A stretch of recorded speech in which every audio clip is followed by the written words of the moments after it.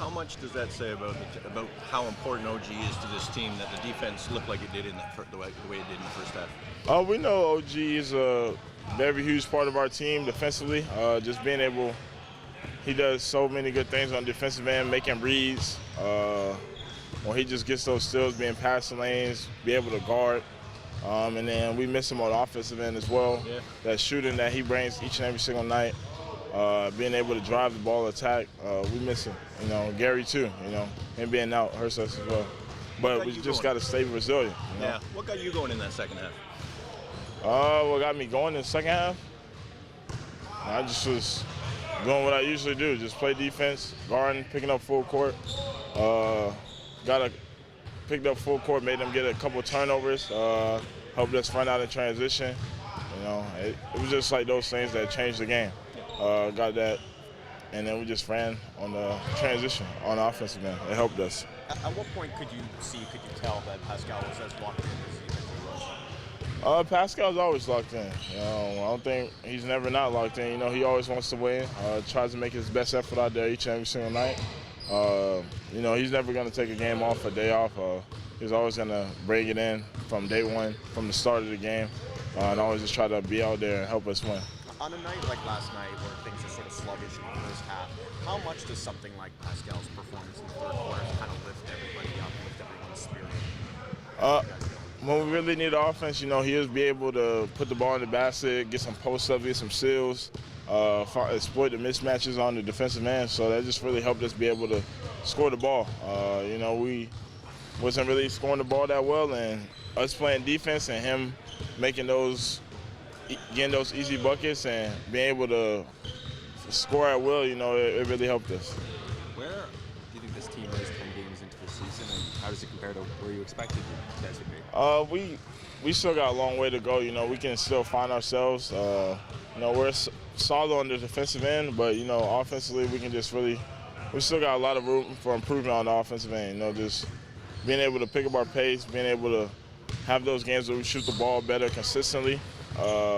So we just got to be able to find our half-court offense. So we still got a long way to go, and we still, you know, we got a lot of room for improvement. So we can just get better as the season goes along. What's the key to picking up your pace? Just being able to go out there and run, executing well, less turnovers. All that plays a part of it. You guys have your first in-season tournament coming up on Friday. Have you watched any in-season tournament action? Do you have an opinion of the in-season tournament? Oh yeah, I watch some of the games. You know, you see the courts, the jerseys. You see, it's really, that's what I see. I see the courts, the jerseys. But you know, I feel like every game people come hard. Everybody's coming hard to play. So, you know, we're gonna go out there and play as hard as we can as well. Are you treating it like a regular season game, or are you treating it like a special in-season tournament game?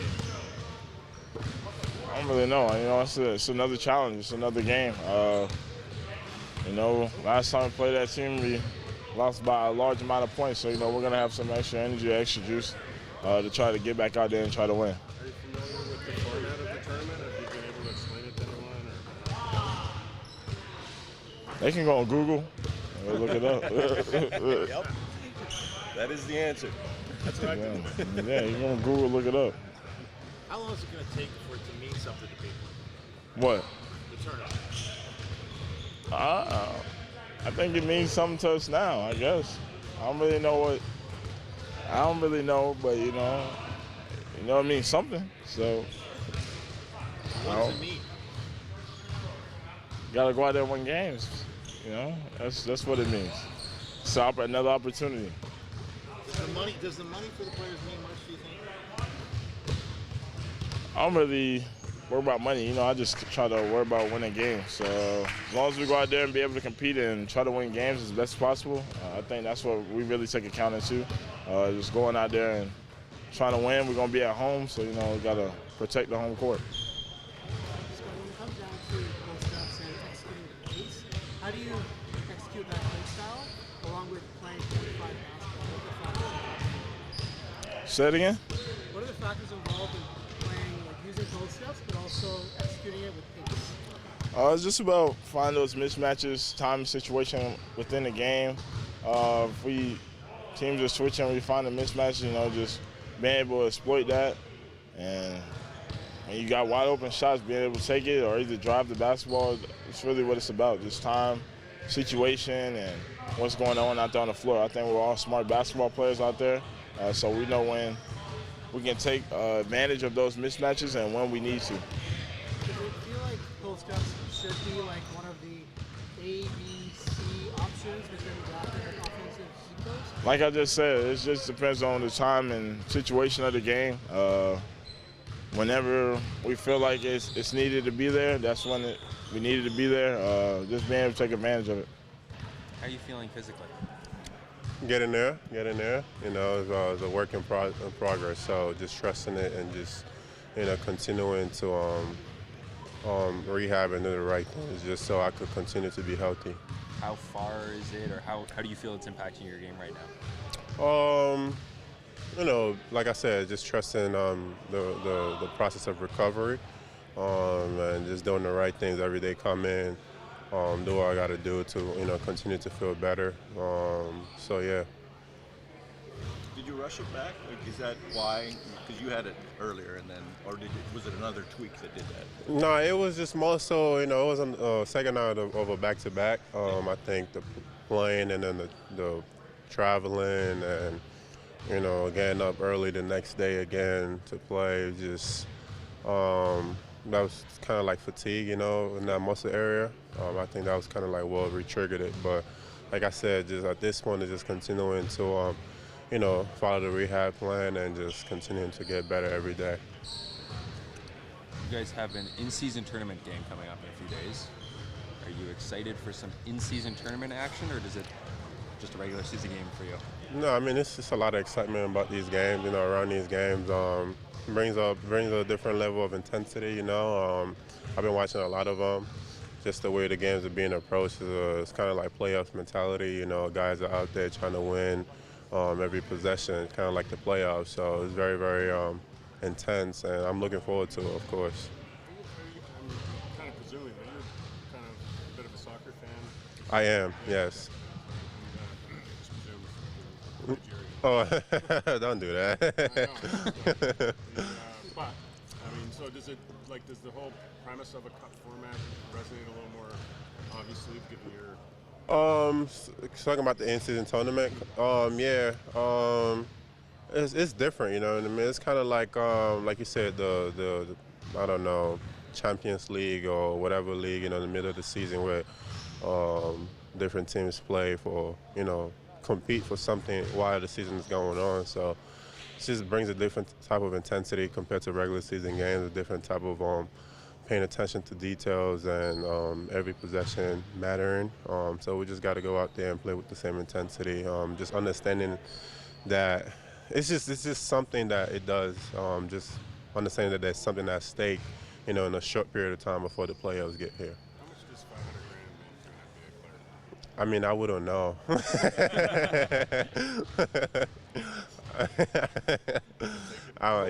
is bringing that level of intensity? Is the trip to Vegas, is it the $500,000? What do you think it is? I just think it's a competition. I think most of it's a competition than anything else. I think we as NBA players, we love to compete. We're all competitors. So being able to compete for something that intense in the middle of the season where it's 82-game stretch, or sometimes you get carried away, you know, as the games go on. But in the middle of the season, if you get to compete for something, it just brings a different type of intensity, a different type of, you know, being locked in for something like that. What do you think of the courts? I was asked to not speak about the courts, so I'm gonna keep my my takes to myself on the courts. I'm gonna keep my takes. How are the jerseys? The jerseys are interesting. I like a few jerseys. I think they're cool. I think just the contrast between the court and the jerseys sometimes is a little off. I think sometimes it's hard to watch the games.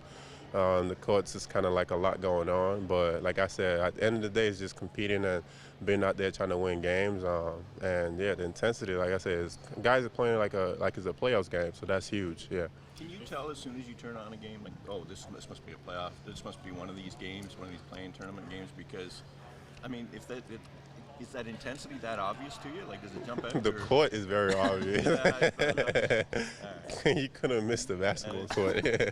you don't need that. Pascal brought it to another level yesterday, and after the game he was talking about just rallying you guys and taking possession by decision.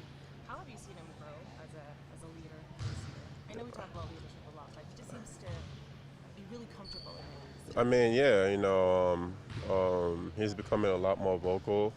Just getting a lot more comfortable in that role, and we just got to follow his lead. He does it on the court, but this year he's mostly using his voice as well. So we're just continuing to follow his lead and trusting, every possession and every play, like he says.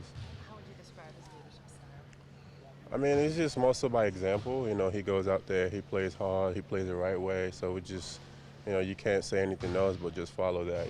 He's playing what he's saying, so just kind of like following what he's saying. How do you feel about the preseason? Trying to get him to crack. New coach and a new offense, everything is going to take time. How would you describe the progress you guys are making? I mean, I think so far it's not as good. I think so far it's good. We just got to continue to trust it. Like I said, it's going to be a process, and I'm sure he's probably said the same thing as well. I'm sure all the players have probably said the same thing. It's a process. We still learn each other. Only 10 games in for 82 season, game season. So we just learn each other, learn the process, learn the system and everything, and trust in it. How's Dennis this morning? He's feeling better. We didn't really do too much with him today. When we have 10 games in 17 days, we got to be very smart how much we're doing and what we're doing on the court. But all the guys did a good job today. You mentioned last night that Marquise Noel was up because a couple of guys were hurting. Was Dennis one of those guys that went No. into? Oh, okay. He was fine. It was just. It was Gary and OG missing those guys, and I like to have always 13 players available for the game. Do you have any update on those two? Pretty much the same thing. OG day by day, Gary day by day. Nothing that would rule them in or out today. We'll see tomorrow.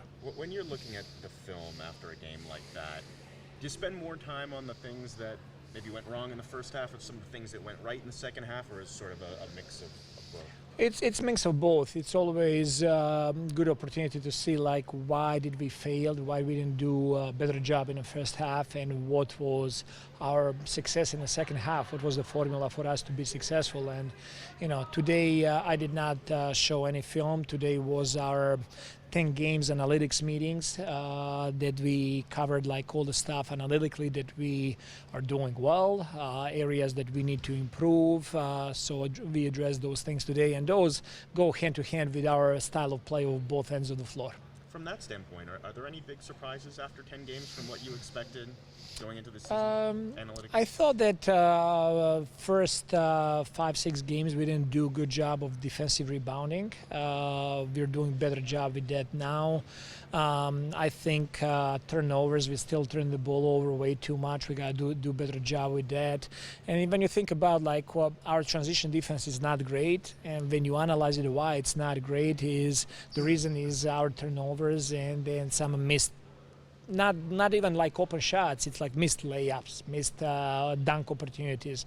And even last night we had a couple of missed dunks that led in easy layups on the other side.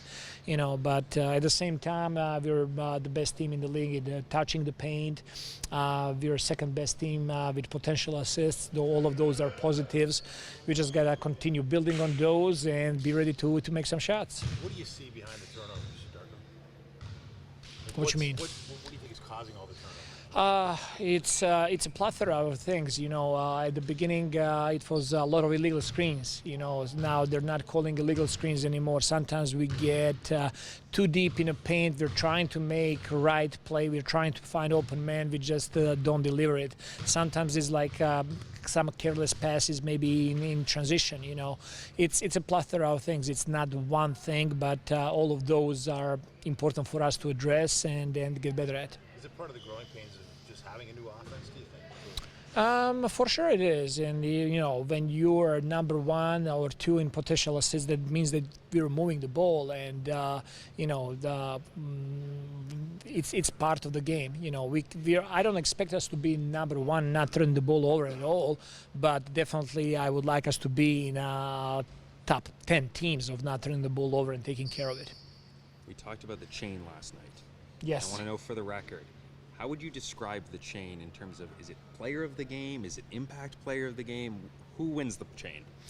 It's win the day is our motto, and a lot of times it represents a culture, identity.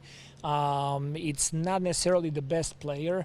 That award is not going to just go to players per se. It might go to a staff member. We just want to acknowledge special contributions to our culture and identity. Are you giving it out after practices too, or just games? No, just games, and games when we win.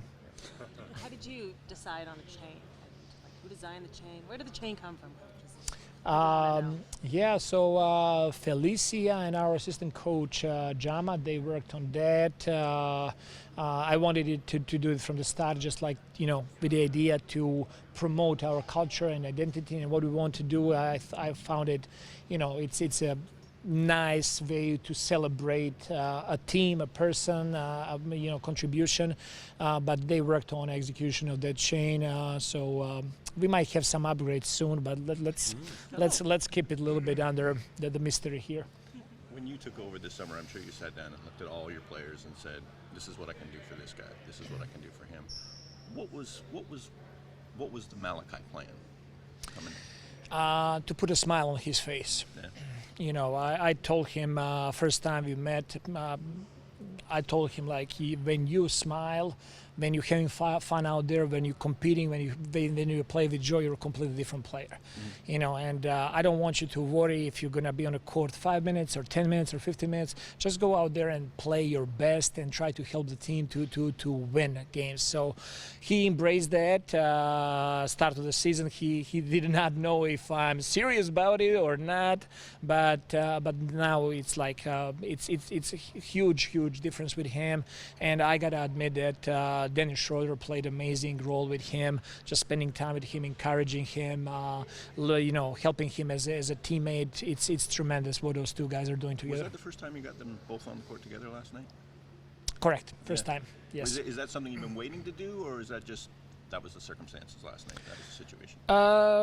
We had a plan of doing that. Last night just felt the right moment for us to try to go to that, and it happened last night, and probably it's going to happen again. Is there a point of emphasis to avoid turnovers? You don't want to say don't make turnovers, but how do you coach that? Better execution. Is it better setups in pick and rolls? Is it better setting screens? We're coaching everything. We're trying to get our guys skill level in those situations that they can complete those passes. Sometimes it's an angle of that you have, is geometry of the floor. Sometimes you're trying to pass the ball with inside hand. You're not gonna have a good angle to do that. That's why you gotta use outside angle to find those passes. Now it's timing of a player who is spacing out. Does he need to space better? Does he need to cut? Does he need to, to pull behind, to get in a window for him to be able to catch the ball? So it's multiple things, and we're trying to improve all of those. Would Dennis have had the same kind of impact on a younger player like Malachi earlier in his career, or is that something that has kind of come with age and experience a little bit more, the leadership side of it?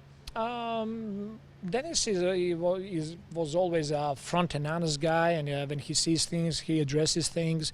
Definitely he matured. He's 30 years old now, and definitely he's verbalizing himself differently now than he would 5 or 10 years ago.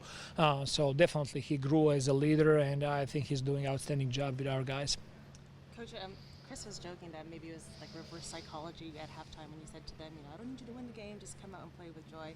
Obviously, there's intention to your words. How do you choose, I guess, your words with this group now, 10 games into the season, and knowing your personnel the way that you do? I'm just being honest with our guys, and it's not easy. There is no guarantees when you're down 20 points at the halftime. There is no guarantees you're going to come back and win the game. But we owe it to ourselves. We owe it to our fans. Yeah, we have 20,000 people coming every single night to watch us play. They're not going to come and watch us be sluggish and not compete and not have energy. We got to give them that. If we're going to make or miss shots, we don't really control that. Like, everybody wants to make shots. But energy, we got to have that every single night.